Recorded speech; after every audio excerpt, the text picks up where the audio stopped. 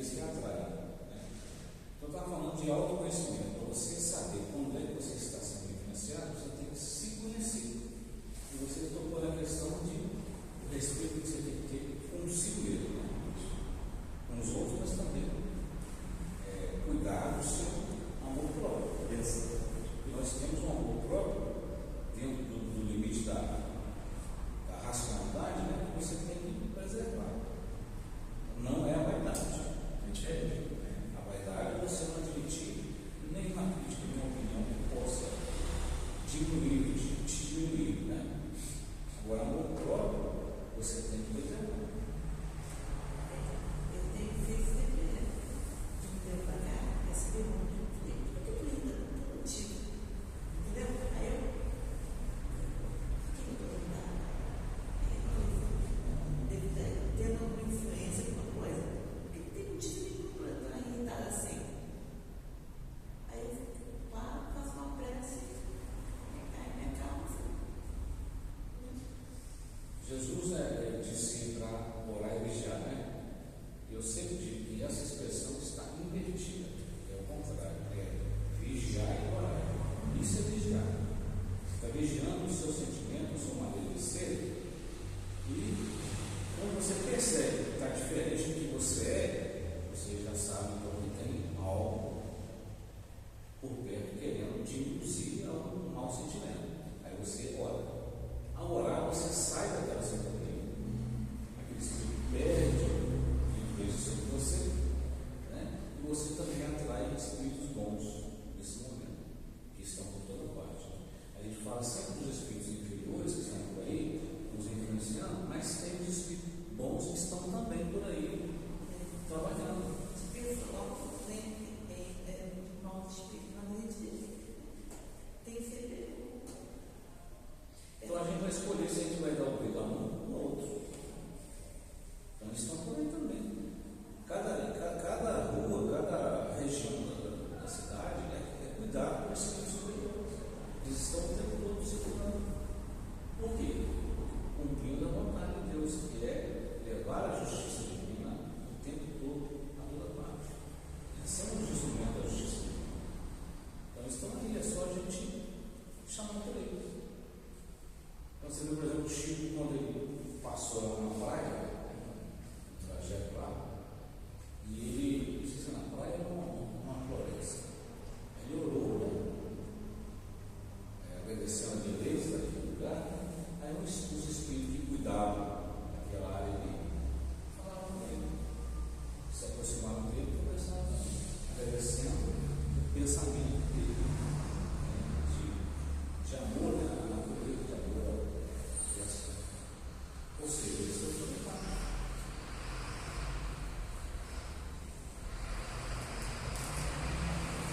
Próximo, 228.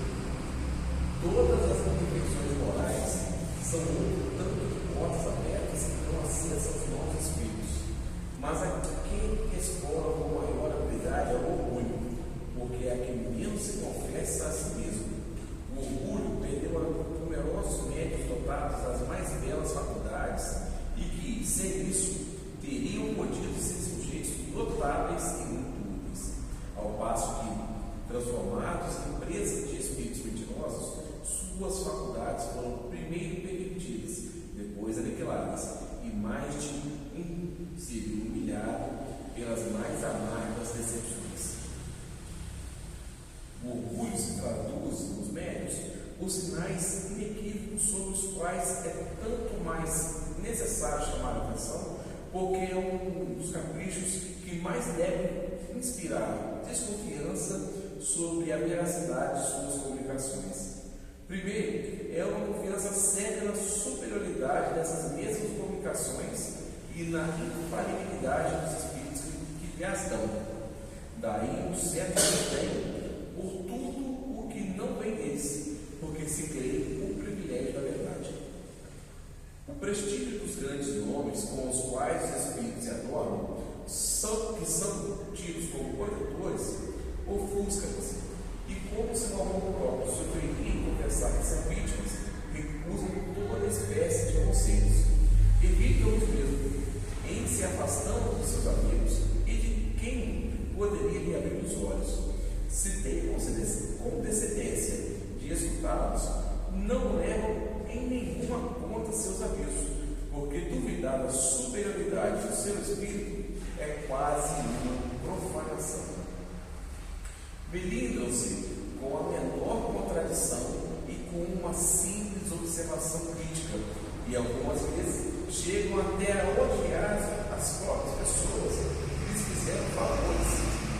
Graças a esse isolamento provocado pelos espíritos que não querem ser contraditores, esses estão em condições favoráveis para entretê-los em suas ilusões, e desse modo os fazem facilmente tomar os mais absurdos por coisas sublimes.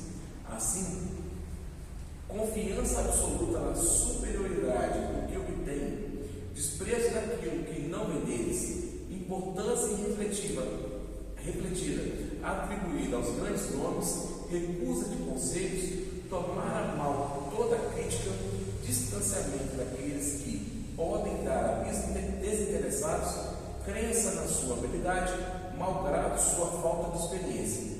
Tais são os caracteres dos médiuns orgulhosos. É preciso convir também que o orgulho frequentemente é estimulado no médium por aqueles que o cercam. Se tem faculdades um pouco transcendentais, é procurado e louvado, crescimento dispensável, e logo toma áreas de suficiência e de desdém, quando presta seu recurso. Mais de uma vez, nos lamentamos pelos elogios que demos a certos médios, com o objetivo de encorajá-los. Sério, Isso foi, fechou com chave de ouro. é muito sério que as pessoas não estão atentas a isso, a maioria. Esse mal que é o orgulho e a vaidade. Melindram-se com a menor contradição, com uma simples observação crítica, e algumas vezes chegam até a odiar as pessoas que lhes fizeram favores.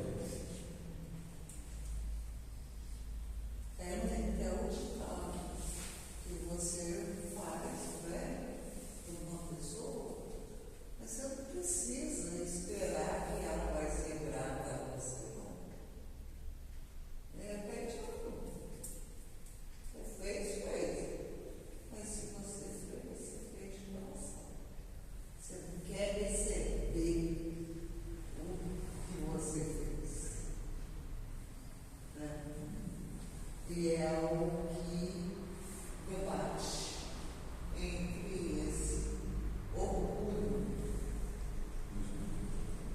Ele não faz pelo trabalho, ele faz mais depois, isso aqui tudo, essa emoção, serviço simples. Kardec está tocando aqui uma questão de grande importância para os médios, que é a fascinação. Ou seja, quando o médium ele é preso do espírito, porque o espírito estimula nele aquilo que ele se sente maior, mais importante. Então, se ele acha que ele é bom numa certa área, num certo tipo de conhecimento, aí o espírito toca naquele, né, para edificação aqui. E começa a estimular o ego dele, né? Estimula pessoas a elogiar, né? A falar que ele foi muito bom, falou muito bem, é isso aí mesmo. E se ele não se cuida, ele começa a achar que ele é falível, que ele é perfeito. Esse é o perigo, porque aí ele começa a achar que tudo aquilo que sai do que ele pensa e acredita não interessa. Não interessa para ele. Interessa aquilo que coloca ele como importante. Se vê como ia tocar. Então, a fascinação do espírito, ele descobre os interesses do médium, da pessoa, e estimula ele para ganhar confiança dele. Depois que ganhou confiança, tudo que o espírito fala no ouvido dele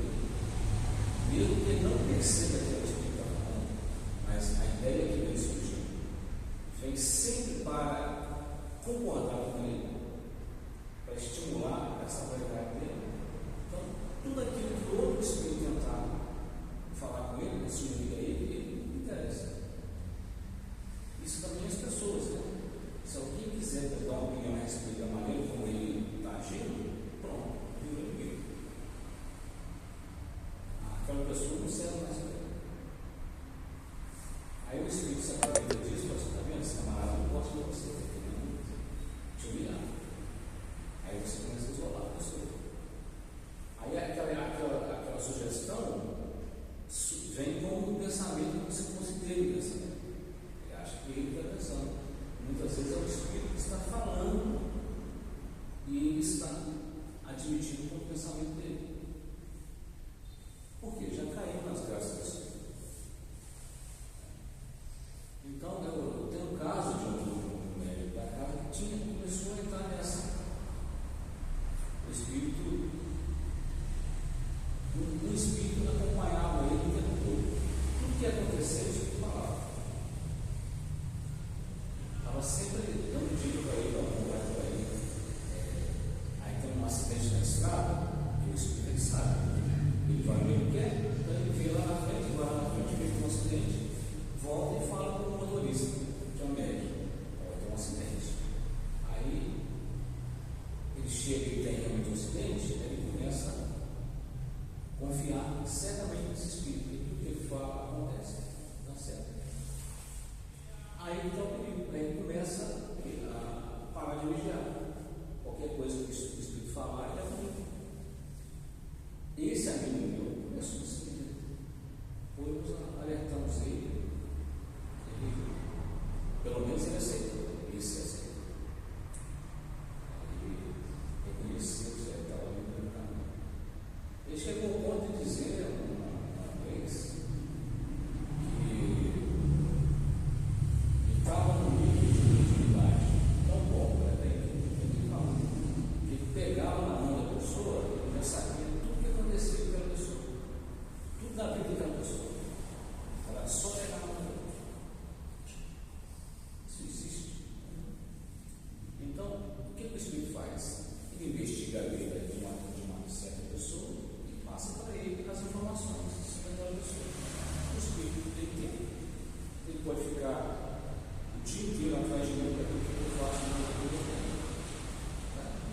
Aí ele vai aprender informação sobre mim, mas o médico acha que tudo que o espírito fala é verdade. Pronto, parou de vigiar. Caiu na armadilha da espírito. Isso é que eu vi. É um dos piores problemas da humanidade. Depois que cair, poucos conseguem, poucos aceitam conselhos. E os espíritos vão afastar aquilo que é aconselhado. É muito lindo. Então, o bom espírito depende de quê? Está nas mãos de pessoas como nós, cheias de vaidade, de orgulho, um monte de defeito. Se nós fôssemos melhores um pouco, o movimento espiritual não é melhor. A casa espírita estava cumprindo o seu papel.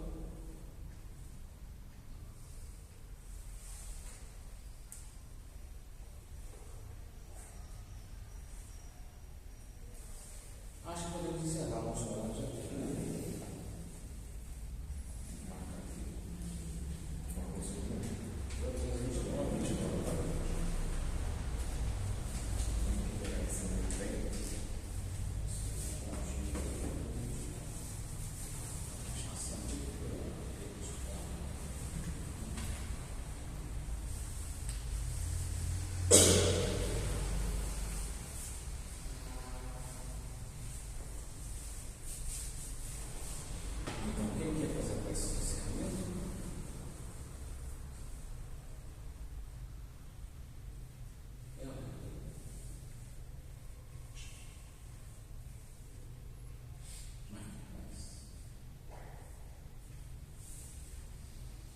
Graças a Jesus, te agradecemos pela permissão.